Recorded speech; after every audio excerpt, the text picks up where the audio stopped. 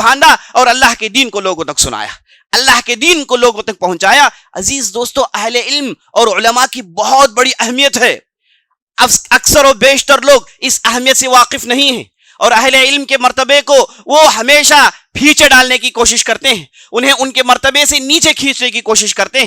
بہت سارے ایسے ہیں جنہوں نے اپنے پیسوں کو سب کچھ سمجھ لیا، سمجھتے ہیں کہ پیسوں کے ذریعے سے اہل علم کو خرید لیں گے، پیسوں کے ذریعے سے علم کو خرید لیں گے۔ یاد رکھ لیں، پیسوں کے ذریعے سے سب کچھ خرید سکتے ہیں آپ، لیکن علم اور علماء کو خرید نہیں سکتے۔ عزیز ساتھیو، آپ صلی اللہ علیہ وسلم نے احادیث کے اندر علماء کے تعلق سے کیا کہا؟ دیکھیے آپ صلی اللہ علیہ وسلم کیا کہتے ہیں، ان اللہ لا يقبض العلم انتزاعا يقبضه۔ اللہ سبحانہ وتعالی علم کو ایسے ہی چھینتا نہیں ہے، علم کو ایسے ہی چھینتا نہیں ہے، علم کو چھینتا ہے بقبض العلماء، علماء کو موت دے کر۔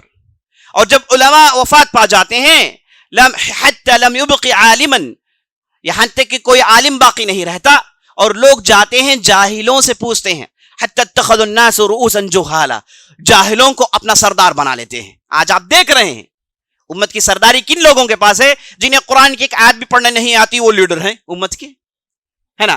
جنہیں احادیث کا ذرا بھی علم نہیں وہ امت کے لیڈر بن بیٹھے ہیں، ہے نا؟ ایسے لوگوں کو لوگ بڑا بنا لیں گے اور ان کے پاس جائیں گے اور ان سے فتوے پوچھیں گے اور یہ غلط سلط فتوے دیں گے، خود گمراہ ہوں گے اور لوگوں کو گمراہ کریں گے۔ آپ صلی اللہ علیہ وسلم نے اس حدیث کے اندر صاف بتا دیا کہ علم کو اللہ سبحانہ وتعالی اٹھائے گا اہل علم کو موت دے کر۔ تو اہل علم کی موت ایک خطرناک چیز ہے، اہل علم کی موت ایک عالم کی موت ہے۔ علم والا اگر وفات پا جاتا ہے تو اپنے ساتھ علم لے کر چلے جاتا ہے، اور علم جب چلے جاتا ہے وہ علم دوسرے اس سے نکال نہیں سکتے۔ اس طریقے سے قیامت کے قریب دنیا سے علم اسی انداز سے اٹھایا جائے گا کہ اہل علم کو موت دے دیا جائے گا۔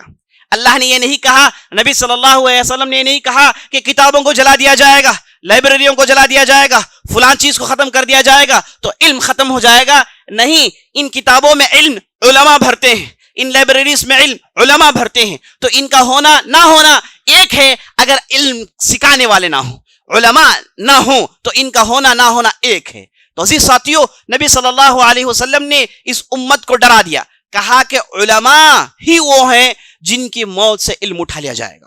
تو اس لیے ہم اور آپ کو چوکنا